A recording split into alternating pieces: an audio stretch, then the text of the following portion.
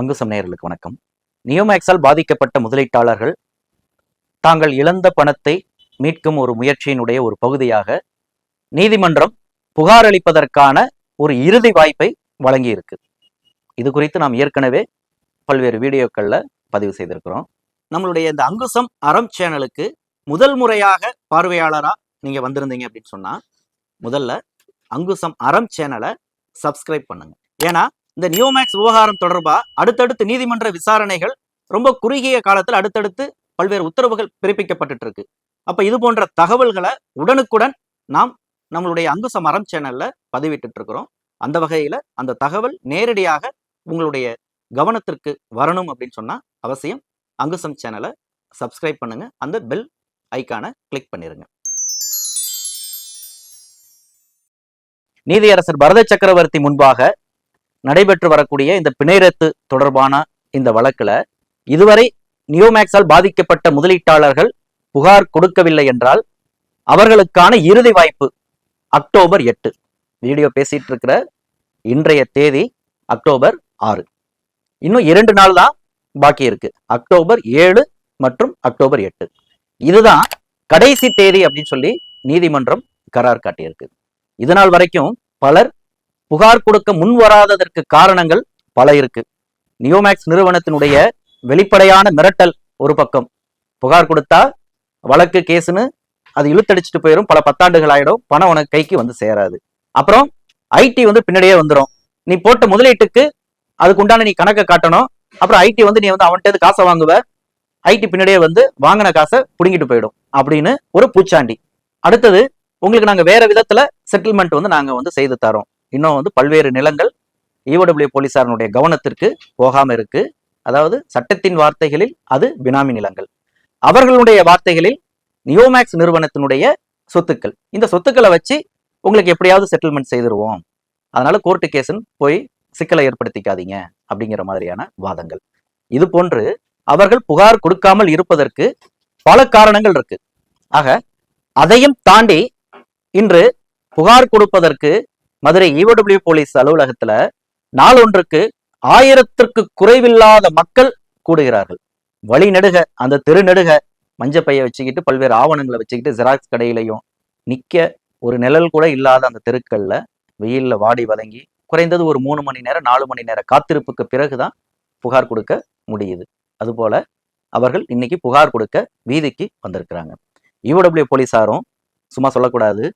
இந்த 15 நாள் அவகாசத்துல அவர்கள் கடும் சிரமத்திற்கு மத்தியில அந்த புகார்களை பெற்று வராங்க. ஒரு நாளைக்கு 1000 புகார் அப்படிங்கிறது, சராசரி 1000 புகாருங்கிறது மிகப்பெரிய விஷயம்தான். அவங்களுக்கு இருக்கக்கூடிய அந்த பற்றாக்குறையான போலீசார்களுக்கு மத்தியில அந்த புகார் பெறும் வேலையை அவங்க சவாலாக ஏற்று செய்துட்டு இருக்கிறாங்க.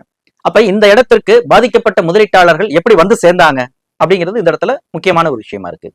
நீதியரசர் பரத சக்கரவர்த்தி முன்பாக நடைபெற்று வரக்கூடிய இந்த வழக்கு விசாரணையினுடைய போக்கு தான் அவர்களுக்கு ஒரு நம்பிக்கையை கொடுத்திருக்குது.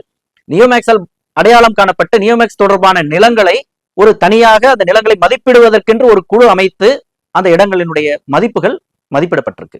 பாதிக்கப்பட்ட முதலீட்டாளர்களுடைய பட்டியல் 1, 2, 3 வகையான பட்டியல் நீதிமன்றத்துக்கு முன்பாக பரிசீலனையில இருக்கு. இந்த புகார் கொடுப்பதற்கான வாய்ப்பு வழங்கப்படுவதற்கு முன்பு வரையில ஏறத்தாழ 2500 கோடி அளவிலான புகார்களும் அதே ஏறத்தாழ 2500 கோடி அளவிலான நியோமேக்ஸ் தொடர்பான நிலங்களுடைய மதிப்புகளும் இருந்தது. அப்ப அதன் அடிப்படையில தான் இந்த புகாருக்கான ஒரு வாய்ப்பு வழங்கப்பட்டிருக்கு.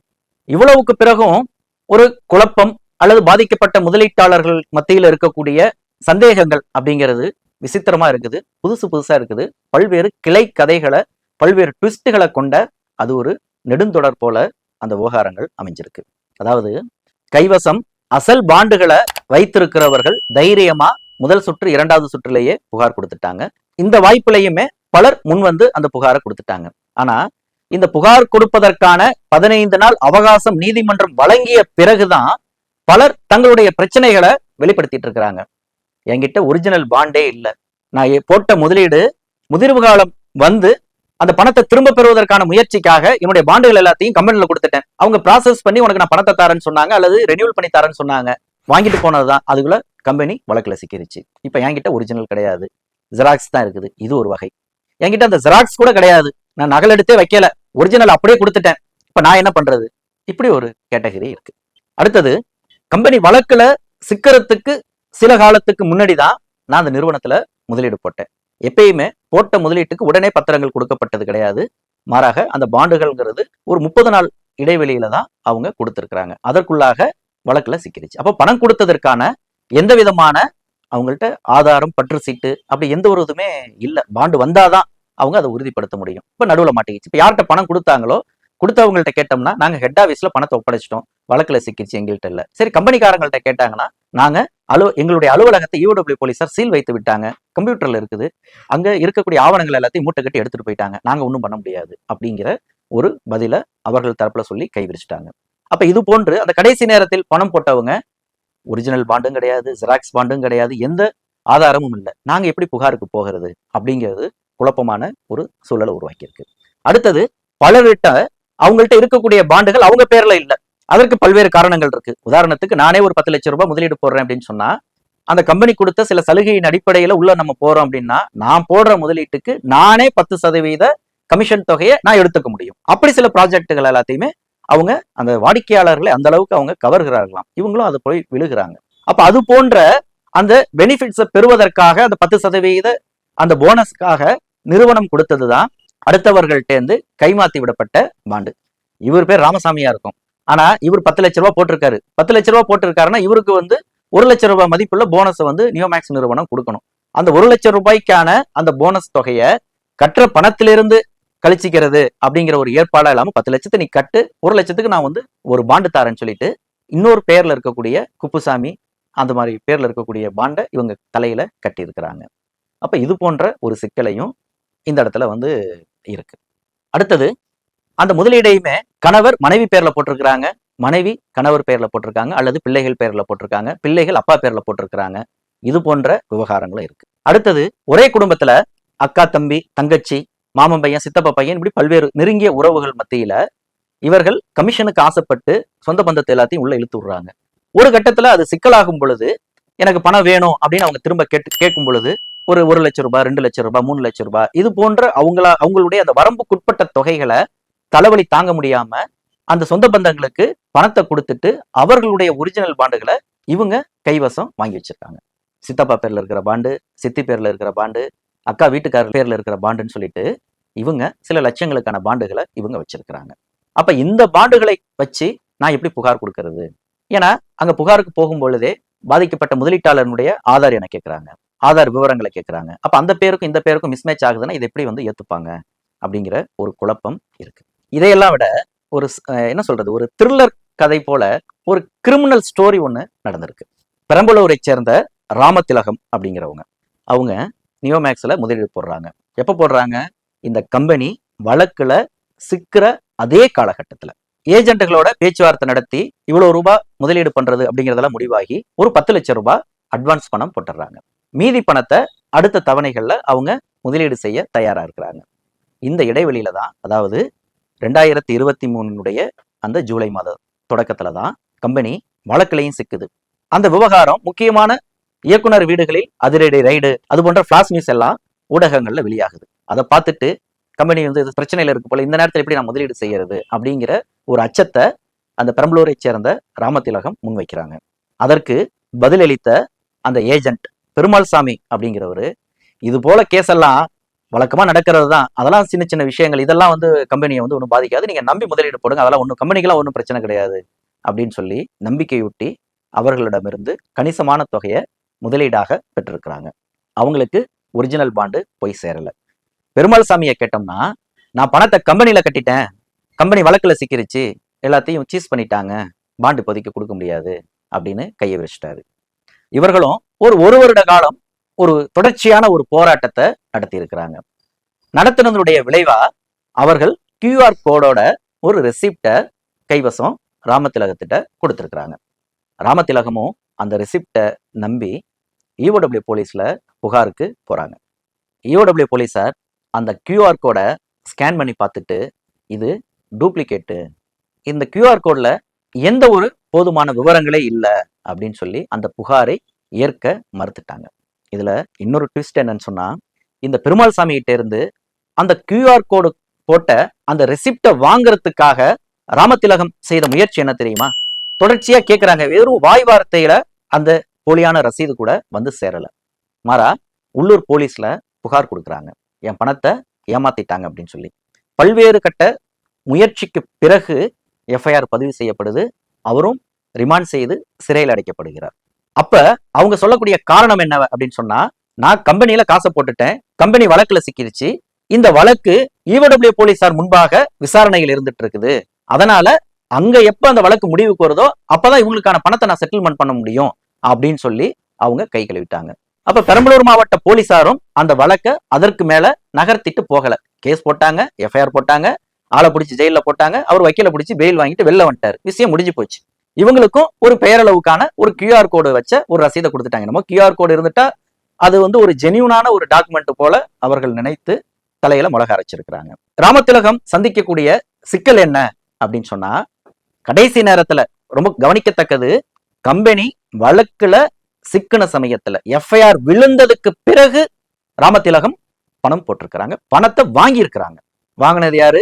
பெருமாள் சாமியும் கிருஷ்ணவேணியும் 2 பேரும் சேர்ந்துதான் ஒரு ஏஜென்ட்டா இருந்து அந்த பணத்தை வாங்கியிருக்கிறாங்க. அப்ப இந்த புகார் மாவட்ட போலீஸ் அலுவலகத்திலையும் எஃப்ஐஆர் ஆயிருக்கு. அங்க கேட்டா ஈஓடபிள்யூ போலீஸ்ல கேஸ் நடந்துட்டு இருக்குது அப்படின்னு அங்க சொல்லிடுறது.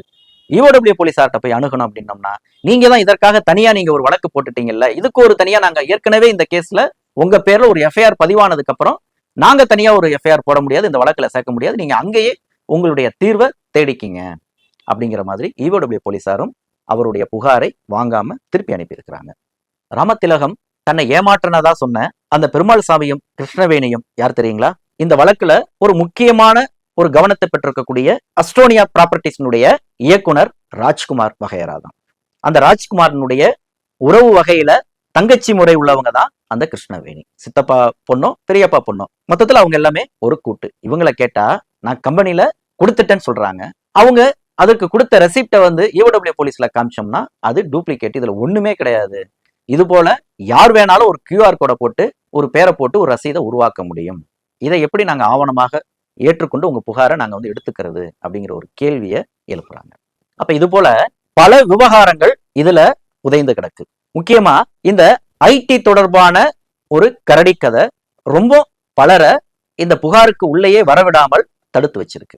பொதுவில் இது சம்பந்தமா நாமளும் விசாரிச்ச வகையிலையும் ஈஓடபிள்யூ போலீசார் வட்டாரத்திலையும் சொல்ற ஒரு தகவல் என்னன்னு சொன்னா, அவர்கள் சுயமாக சம்பாதித்து ஒரு நேர்மையான வழியில் கிடைத்த தொகையை அவர்கள் முதலீடு செய்திருக்கிறார்கள் அப்படிங்கிற பட்சத்துல தைரியமாக அவர்கள் புகாருக்கு முன் வரலாம் அப்படிங்கிற ஒரு விஷயத்த பதிவு பண்றாங்க.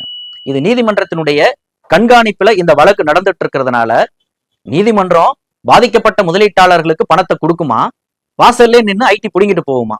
இந்த கதை ஏற்கத்தக்கதா அப்படிங்கிற ஒரு கேள்வியை எழுப்புறாங்க. எல்லாத்துக்குமே சட்ட ரீதியான தீர்வுங்கிறது உண்டு. ஒருவேளை அப்படியே ஐடி அதற்கான வரி விதிப்பை நிர்ணயித்தாலும் அதிகபட்சம் ஒரு 30% அவர்கள் பிடித்துக் கொள்வார்களா? அது பிடித்தது போக மிச்சமாவது அவங்க கைக்கு கிடைக்குமே. ஆனா புகாருக்கே வரலன்னா முதலே மோசமாயிடுமே அப்படிங்கிற ஒரு கேள்வியையும் இந்த இடத்துல முன்வைக்கிறார்கள்.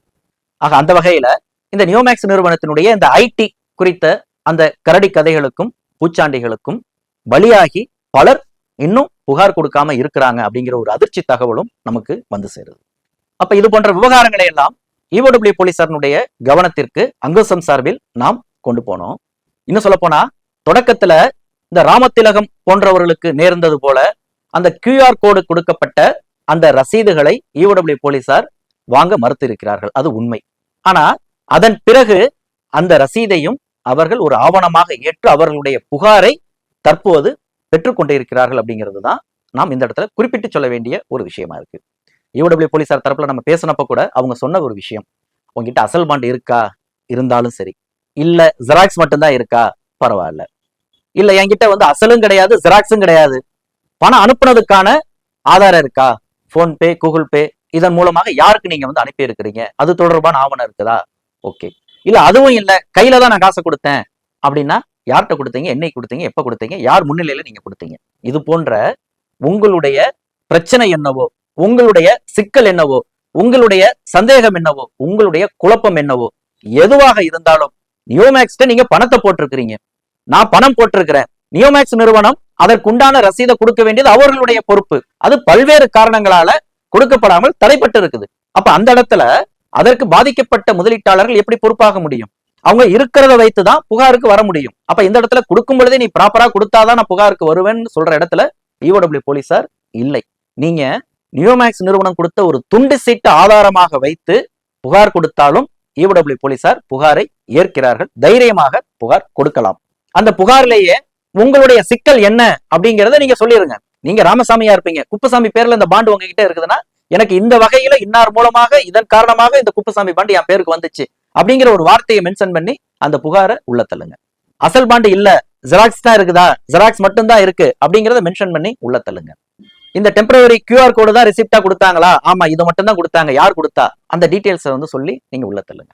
சித்தப்பா பேர்ல, சித்தி பேர்ல, உறவினர்கள் பேர்ல இருக்கிற பாண்டு, அதுக்கும் இதே கதை தான். எந்த ஆவணமுமே இல்ல அப்படின்னாலும் நடந்த கதையை சுருக்கமா சொல்லி உங்களுடைய புகாரை உள்ள தள்ளுங்க. அந்த புகாரை அவர்கள் ஏற்றுக்கொள்கிறார்கள். எந்த விதத்திலையும் அவர்கள் தற்போது புகாரை வாங்க மாட்டேன்னு சொல்லி மறுக்கல, யாரையும் திருப்பி அனுப்பல. இந்த விஷயத்தை தெளிவா பதிவு செய்துக்குங்க. ஏன்னு சொன்னா, இந்த புகார் கொடுப்பதற்கான ஒரு வாய்ப்பு தான். இந்த புகார்ல நீங்க குறிப்பிடுற அந்த தொகையை உடனே நியோமேக்ஸ் நிறுவனம் தந்துடுறேன்னு சொல்லிட்டு ஏற்க போறது கிடையாது.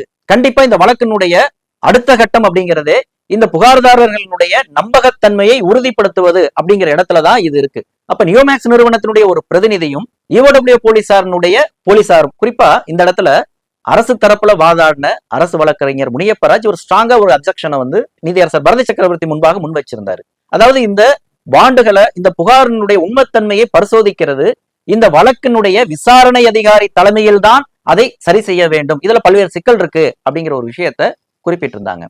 அப்ப அந்த இடத்திலிருந்து நம்ம வந்து பார்க்கும் பொழுது அப்ப கண்டிப்பாக இது மீளாய்வுக்கு உட்பட்டது. உங்களுடைய கோரிக்கையை, உங்களுடைய சிக்கலை மீண்டும் ஒரு முறை இஓடபிள்யூ போலீசார் நேரில் அழைத்து விசாரிப்பதற்கான வாய்ப்புகளை உள்ளடக்கியது. அப்ப உங்ககிட்ட ஒரிஜினல் இல்லைன்னாலும் பரவாயில்ல, துண்டு சீட்டு தான் இருக்குதுன்னாலும் பரவாயில்ல, அதற்கான காரணத்தை, அதற்கான விளக்கத்தை, போதிய அந்த உங்களுடைய தரப்பு பதில்களை இஓடபிள்யூ போலீசாருக்கு முன்வைப்பதற்கான ஒரு வாய்ப்பு இருக்கு. இன்னும் சொல்ல போனா அந்த கடைசி நேரத்துல பணம் போட்டவங்களுக்கு பாண்டு வரல, அது ஹெட் ஆபீஸ்ல இருக்குது அப்படின்னு சொன்னாலும் ஹெட் ஆபீஸை சீஸ் பண்ணது யாரு? இஓடபிள்யூ போலீசார். சாவி அவங்கள்ட்ட தான் இருக்க போகுது. நீதிமன்றத்தினுடைய உத்தரவு பெற்று அந்த சீலை உடைக்க முடியும், அவர்கள் அந்த அலுவலகத்தை சோதனையிட முடியும், அந்த அலுவலகத்திலிருந்து உங்களுடைய அசல் பாண்டுகளை அவர்கள் கைப்பற்ற முடியும். அவர்களுடைய அந்த கணினியினுடைய ஹார்ட் டிஸ்க்ல இருந்து தமிழகம் முழுவதும் இருக்கக்கூடிய மொத்த முதலீட்டாளர்களுடைய விவரங்களையும் இஓடபிள்யூ போலீசார் பெறுவதற்கான வாய்ப்புகள் இருக்கு. இன்னும் சொல்ல போனா இந்த பாண்டுகள் எல்லாமே அந்தந்த மாவட்டங்கள்ல அச்சடித்து கொடுத்ததாக எங்கேயுமே நியோமேக்ஸ் நிறுவனம் இப்ப வரைக்கும் சொல்லல. தமிழகம் முழுவதும் இருக்கக்கூடிய இந்த போக்குகளை நம்ம அவதானிச்சிருந்தோம் அப்படின்னு சொன்னாலே எல்லாருக்குமே புரியக்கூடிய ஒண்ணு, யார் ஒருத்தவங்களும் பணம் போட்ட உடனே ஒரு நாள் 2 நாள்ல அவர்களுக்கு பாண்டு கிடைத்தது இல்லை. இப்ப நீதிமன்றத்தில் இவங்க டெமோ காமிச்ச மாதிரி ஒரு நிறுவனம் தயாரித்து கொடுத்த மென்பொருளை பயன்படுத்தி தான் அவர்கள் இந்த பாண்டுகளை மதுரையினுடைய தலைமை அலுவலகத்தில் இருந்து அச்சிட்டு தமிழகம் முழுவதும் விநியோகித்திருக்கிறார்கள். அப்ப அந்த கணினியினுடைய அந்த ஹார்ட் டிஸ்க்ல இருந்து தமிழ்நாடு முழுவதும் இருக்கக்கூடிய முதலீட்டாளர்களுடைய விவரங்களை எளிதாக இஓடபிள்யூ போலீசார் கைப்பற்றுவதற்கான வாய்ப்புகள் இருக்கு. நிறுவனம் அந்த பாதிக்கப்பட்ட முதலீட்டாளர்களுக்கு விநியோகிப்பதற்காக வைத்திருந்த அசல் பாண்டுகள் போலீசாரினுடைய கைப்பற்றப்பட்ட ஆவணங்களுடைய பட்டியல்ல ஒரு மூட்டையில கண்டிப்பா இருக்கும். அதை பிரிச்சு பார்த்து தெரிஞ்சிட போகுது. அடுத்தது முதிர்வு தொகைக்காக கொடுத்த பாண்டுகளும் அங்கதான் இருக்க போகுது. அப்ப நீங்க ஒரு புகாரை மட்டும் நீங்க கொடுத்துட்டா போதும், அதை சரிபார்ப்பதற்கும் உறுதிப்படுத்துவதும் அதற்கான வாய்ப்புகள், உங்கள் தரப்பு வாதத்தை வைக்கிறதுக்கான வாய்ப்பு இருக்குது. மறுப்பது நியோமேக்ஸ் நிறுவனத்தினுடைய, அது அவங்களோடது. ஆனா நான் முதலீடு போட்டிருக்கிறேன் அப்படிங்கிறது உண்மை அப்படின்னு சொன்னா தைரியமாக எந்த விதமான ஆவணங்களும் இல்லை என்றாலும் உங்களுடைய அந்த நடைமுறை சிக்கலை குறிப்பிட்டு புகார் அளிப்பதற்கான வாய்ப்பை இஓடபிள்யூ போலீசார் வழங்கி இருக்கிறாங்க அப்படிங்கிறது தான் இந்த இடத்துல ரொம்ப நாம் குறிப்பிட்டு சொல்ல வேண்டிய ஒரு விவகாரமா இருக்கு. இந்த இடத்துல இன்னும் மையமா ஒரே ஒரு விஷயத்தை குறிப்பிட்டாகணும். அந்த நீதிமன்றத்துல அவங்க டெமோ காமித்தது போல அந்த நிறுவனத்தினுடைய சாப்ட்வேரா இருக்கலாம் அல்லது வேறொரு நிறுவனத்தினுடைய சாப்ட்வேரா இருக்கலாம், அந்த மென்பொருளை வைத்துதான் அந்த பாண்டுகளை உருவாக்கி இருக்கிறாங்க அப்படிங்கிற அடிப்படையில நம்ம பார்த்தோம் அப்படின்னு சொன்னோம்னா, புகாருக்கு வந்த அந்த பாண்டுகளினுடைய அந்த சீரியல் எண்களை வைத்து ஒண்ணுக்கு அப்புறம் 100வது புகார் வந்திருக்குதுன்னா 2ஆம் நம்பர்ல இருந்து 99 வரைக்கும் புகாருக்கே வரலன்னா அப்ப அத்தனை பேர் என்ன புகார் கொடுக்காம வெளியில இருக்கிறாங்க, ஏதோ காரணங்களால அவர் புகாருக்கு உள்ள வராம இருக்கிறாங்கிற உண்மை வெளிப்படையா தெரிய போகுது. அடுத்து அதுல கஸ்டமர் ஐடின்னு ஒரு விஷயத்தை வந்து மென்ஷன் பண்றாங்க. அந்த கஸ்டமர் ஐடிக்கு முன்பாக 1500ங்கிற ஒரு எண்ணை, அது 1500 போல ஒரு குறிப்பிட்ட சில எண்களை சேர்த்தால் அது ஏஜென்ட்னுடைய கோட் நம்பர் அப்படிங்கிற ஒரு விவரத்தையும் ஒரு சங்கத்தின் சார்பாக ஒரு அதிகாரப்பூர்வமான ஒரு தகவலாக அவர்கள் தெரிவித்திருந்தாங்க. அப்ப அதெல்லாம் கழிச்சு பார்த்தோம் அப்படின்னு சொன்னோம்னா அந்த பாண்டுகளினுடைய அந்த இருக்கக்கூடிய விவரங்களின் அடிப்படையில இருந்தே இந்த விஷயங்களை பெற்றுவிட முடியும் அப்படிங்கிறது தான். இன்னும் சொல்ல போனா சீல் வைக்கப்பட்ட நியோமேக்ஸ் நிறுவனத்தினுடைய தலைமையகத்தில் உள்ள அசல் பாண்டுகள் மற்றும் அங்கு இருந்த கணினி ஹார்ட் டிஸ்குகள், அதிலிருந்தே இவர்களுடைய அந்த புகாரை வெரிஃபை பண்ணுவது, கிராஸ் செக் பண்ணுவது, உறுதிப்படுத்துவதற்கான சாத்தியக்கூறுகள் நிறைய இருக்கு அப்படிங்கிறது தான் இந்த இடத்துல ஒரு பாசிட்டிவான விஷயமா சொல்றாங்க.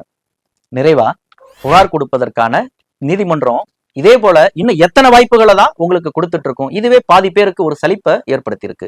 ஏதோ இந்த செட்டில்மெண்ட் நிலமோ பணமோ ஏதோ ஒரு வகையில அசல் மட்டுமாவது கிடைச்சா போதும் அப்படிங்கிற ஒரு நம்பிக்கையில ஒரு கடைசி கட்ட நேரத்துல இப்படி ஒரு புகாருக்கான ஒரு வாய்ப்பை திறந்து விட்டு இப்ப துமுன்னு இத்தனை பேர் உள்ள புகாருக்கு வந்துட்டா எனக்கும் கிடைக்கிறது கிடைக்காம போயிருமோங்கிற அச்சம் பலரிடம் இருக்கு. அப்ப அது போன்ற சூழல்ல நீதிமன்றம் அக்டோபர் 8 தான் கடைசி தேதி அப்படின்னு சொன்னதுக்கு பிறகும் இதுக்கப்புறம் புகார் கொடுத்தா அந்த புகார் ஏற்றுக்கொள்ளப்படாது அப்படிங்கறத ஈவடபிள்யூ போலீசாரனுடைய அதிகாரப்பூர்வ இணையதளத்திலேயே பகிரங்கமாக வெளியிட்டு இருக்கிறாங்க. அப்ப இதன் பிறகும் பல்வேறு சாக்குப்போக்குகளை சொல்லி பல்வேறு காரணங்களை சொல்லி புகாருக்கு வராம இருந்துட்டு இன்னொரு வாய்ப்பு கிடைக்கும்னு ஏங்கிட்டு இருந்தாங்கன்னா அதற்கு வாய்ப்பு இல்லை அப்படிங்கிற மாதிரிதான் சொல்றாங்க. அப்ப அந்த கடைசி வாய்ப்பை பயன்படுத்தி கொள்வதுதான் புத்திசாலித்தனம். இருக்கிற நாட்கள் இன்னும் 2 தான். இந்த 2 நாட்களுக்குள் மதுரைக்கு நேரில் செல்ல வாய்ப்பு இருப்பவர்கள் நேரில் சென்று அந்த புகாரை கொடுக்கலாம். ஏன்னா கடைசி 2 நாளுங்கிறப்ப வழக்கமான நாட்கள்லேயே 1000க்கு மேற்பட்டோர் உள்ள குவிந்துட்டாங்க அப்படிங்கிறப்ப அந்த கடைசி 2 நாள் அப்படிங்கிறப்ப கண்டிப்பாக 2 மடங்கு கூட்டம் கூடுவதற்கான வாய்ப்பு இருப்பதாக போலீசார் தரப்புல தெரிவிக்கிறாங்க. அதற்கு ஏற்ப அவர்களும் தயாராகத்தான் இருக்கிறாங்க. அந்த வகையில நேர்ல செல்ல வாய்ப்பு இருப்பவர்கள் தாராளமாக போகலாம். இல்ல போக வாய்ப்பு இல்லை அப்படிங்கிறவங்க அவர்கள் இருக்கும் இடத்திலிருந்தே பதிவு தபால், இப்ப பதிவு தபால் அப்படிங்கிற நடைமுறை முடிவுக்கு வந்து விட்டது. விரைவு தபால் சேவை அப்படிங்கிற சேவை தான் பயன்பாட்டில் இருக்கு. அந்த விரைவு தபால் ஸ்பீட் போஸ்ட் வழியாக அவர்களுடைய புகாரை தாராளமாக பதிவு செய்யலாம். அதற்கான அத்தாட்சியாக அவர்கள் கொடுக்கக்கூடிய அந்த ரசீதை அவங்க பத்திரமா வச்சுக்கணும். இது 2வது. 3வது விஷயம், ஸ்பீட் போஸ்ட் கூட இன்னைக்கு அனுப்புனா 2 நாள்ல போய் சேர்ந்துருமா அப்படிங்கிற ஒரு கேள்வி இருக்கு. இந்த இடத்துல ரொம்ப மையமான ஒரு விஷயம் பார்த்துக்குங்க. இதற்கு முன்னர் இதே போல நீதிமன்றம் கெடு விதித்த தேதிக்கு பிறகு வந்த தபால்கள் திருப்பி அனுப்பப்பட்டிருக்கு. அப்ப அது போன்ற ஒரு நேர்வு உங்களுக்கு நேர்ந்து விடக்கூடாது. அது பல காரணங்களால, ஏன்னா ஈவடபிள்யூ போலீசார் நீதிமன்றத்தினுடைய உத்தரவை தான் அவர்கள் பார்ப்பாங்க. அப்ப நீதிமன்றத்தை உத்தரவை மீறி அவர்கள் எந்த ஒரு முடிவையும் தன்னிச்சையாக எடுத்துவிட முடியாது. அப்ப இந்த இடத்துல பாதிக்கப்பட்ட முதலீட்டாளர்கள் தரப்புல அது போன்ற சம்பவம் நடந்த போதே முன்வைத்த ஒரு கோரிக்கை என்ன அப்படின்னு சொன்னா, ஒரு நீதிமன்றம் ஒரு கட் ஆஃப் டேட் சொல்லுதுன்னு சொன்னா அதுவரை வந்த புகார்களை நீங்க வாங்கிக்கிங்க, அதன் பிறகு வந்ததை ரெஃப்யூஸ் பண்ணி திருப்பி அனுப்பாதீங்க, மாறா அதையும் வாங்கி அதை தனியா ஒரு பக்கம் நீங்க வச்சுங்க. நீதிமன்றத்துல தகவல் சொல்லி இதை ஏற்பதா ஏற்காமல் விடுவதாங்கிறத நீதிமன்றத்தினுடைய கவனத்திற்கு எடுத்து சென்று அதை முடிவெடுத்திருக்கலாம் அப்படிங்கிற ஒரு கருத்து முன் வந்தது. அப்ப அந்த வகையில கண்டிப்பாக இந்த முறையும் அது போன்று திருப்பி அனுப்பக்கூடிய சம்பவங்கள் நடந்து ஈவடபிள்யூ போலீசார் மேல குறைபட்டுக் கொள்வதில் எந்த அர்த்தமும் இல்லை. உங்களுக்கு 3 ஆப்ஷன் இருக்கு. நேர்ல போறதா இருந்தாலும் நேர்ல போகலாம். 2 நாளுக்குள்ள உங்களுக்கு நேர்ல போக வாய்ப்பு இருந்தா நேர்ல போயிருங்க. நேர்ல போக முடியாது அப்படின்னு சொன்னா விரைவு தபால் அனுப்புங்க. விரைவு தபால் அனுப்பும் பொழுதே அந்த அனுப்புற இடத்திலேயே நீங்க கேட்டுங்க, நான் இந்த ஊர்ல இருக்கேன், 2 நாள்ல 8ஆம் தேதி தான் கடைசி தேதின்னு சொல்லி இருக்கிறாங்க, 8ஆம் தேதி மாலை 5 மணிக்குள்ளாக இந்த தபால் மதுரை ஈவடபிள்யூ போலீஸில் பட்டுவாடா செய்யப்பட்டு விடுமா, அதற்கு உத்தரவாதம் உண்டா அப்படிங்கிறத கேட்டுட்டு ஸ்பீட் போஸ்ட்ல போடுங்க. இல்லையா இந்த சாப்புத்திரி போடுற மாதிரி ஒரு உப்புக்கு சப்பானியா பதிவு தபால்லையும் ஒரு தபாலை அனுப்பி விட்டுட்டு ஒரு பாதுகாப்பான ஒரு முறை, ஏன்னா கடைசி 2 நாள் தான் இருக்கு, பல்வேறு இவ்வளவு குழப்பங்கள் இருக்கு. அப்ப இந்த குழப்பங்களுக்கு விடை கிடைச்சிருக்கு. எது இருந்தாலும் இல்லைனாலும் நீ முதல்ல புகார கூட ஈவடபிள்யூ போலீசார் சொல்லிட்டாங்க. அப்ப இருக்கிற ஒரு கடைசி வாய்ப்பு, பாதுகாப்பான வாய்ப்பு, மின்னஞ்சல் வழியாக புகார் அளிப்பது. திரையில தெரியக்கூடிய இந்த மின்னஞ்சல் முகவரிக்கு நீங்கள் நேரடியாக உங்களுடைய புகாரை கொடுக்கலாம். நிறைவா நேரில் கொடுத்தாலும் சரி, பதிவு தபால்ல கொடுத்தாலும் சரி, மின்னஞ்சல் வழியாக அனுப்பினாலும் சரி, என்ன ஆவணங்கள் தேவையா இருக்கு அப்படின்னு சொன்னா, முதல்ல நீங்க பணம் போட்டதற்கான ஆதாரங்கிறது தான் முதல் விஷயம். அப்ப உங்ககிட்ட பாண்ட் இருக்குதா, அந்த பாண்டினுடைய நகல் அல்லது அந்த QR கோடினுடைய நகல், இல்ல எதுவுமே இல்லை அப்படின்னு சொன்னா அதற்கான சுருக்கமான ஒரு காரணம். 2வது உங்களுடைய ஆதார் கார்டு நகல், பேன் கார்டு, ரேஷன் கார்டு, உங்களுடைய பாஸ்போர்ட் சைஸ் போட்டோ 2, அதை அந்த மனுவினுடைய முகப்பு பக்கத்திலேயே ஒட்டி நீங்க ஸ்கேன் பண்ணி PDF-ஆ மாத்தி மின்னஞ்சல் அனுப்பலாம். பதிவு தபாலையும் அதே போல அனுப்பலாம். நேர்ல கொடுக்கறவங்களுக்கு ஒரு வாய்ப்பு, ஒரு 2 காப்பியா ஒரிஜினல் புகாரை நீங்க கையால எழுதிட்டு அதை ஒரு நகல் எடுத்துட்டு அவங்கள்ட்ட ஒண்ணு கொடுத்தீங்க, ஒரிஜினலை கொடுத்தீங்கன்னா நீங்க கையில வச்சிருக்கக்கூடிய நகல்ல அவர்கள் பெற்றுக்கொண்டேன்னு சொல்லிட்டு அதை சீல் வைத்து கொடுப்பதற்கான ஒரு அக்னாலேஜ்மெண்ட் உங்களுக்கு வாய்ப்பு இருக்கு. பதிவு தபால்ல அனுப்புற அந்த ரசீது தான் உங்களுக்கான ஒரு அத்தாட்சி. மின்னஞ்சலுக்கு நீங்கள் உங்களுடைய அந்த மின்னஞ்சல் விவரமே போதுமான சான்றா உங்களுக்கு இருக்கு. அப்ப இந்த இடத்துல புகாருக்குன்னு ஒரு ஃபார்மட் இருக்குதா அப்படின்னா EOW போலீசார் இதுவரை அதிகாரப்பூர்வமான ஒரு ஃபார்மட் இதுதான், இந்த ஃபார்மட்ல தான் நீங்க புகார் கொடுக்கணும்னு சொன்னதில்லை. மாறா அது பாதிக்கப்பட்ட முதலீட்டாளர்களுடைய அவர்களுடைய விருப்பம். அவர்கள் எந்த ஃபார்மட்ல புகார் கொடுத்தாலும் அதை ஏற்றுக்கொள்ளக்கூடிய இடத்துலதான் EOW போலீசார் இருக்கிறாங்க. அப்ப இந்த இடத்துல EOW போலீசாரை பொறுத்த வரைக்கும் என்ன விவரங்கள் தேவை அப்படின்னு அடிப்படையான விவரங்கள் தேவைங்கிற அளவுல தான் அவங்க சொல்ல முடியும். யார் முதலீடு போட்டிருக்காங்களோ அவங்களோட பேரு, அவங்களோட போன் நம்பர், அவங்க எந்த அட்ரஸ்ல இருக்கிறாங்க, இவங்களை இந்த நியோமேக்ஸ் கம்பெனியில அறிமுகப்படுத்தினது யாரு, அறிமுகப்படுத்தினது ஒருத்தரா இருப்பாரு, ஏஜென்ட் இன்னொருத்தரா இருப்பாரு. அப்ப எந்த ஏஜென்ட் நீங்க பணம் கொடுத்தீங்க, அந்த ஏஜென்ட் பத்தின விவரம், அவங்களோட போன் நம்பர்லாம் இருந்ததுன்னா மறக்காம அந்த போன் நம்பரை மென்ஷன் பண்ணி நீங்க கொடுத்துருங்க. அடுத்தது நீங்க எந்த நிறுவனத்துல முதலீடு செய்திருக்கீங்க. இந்த இடத்துல ஒரு முக்கியமான குழப்பம் இருக்கு.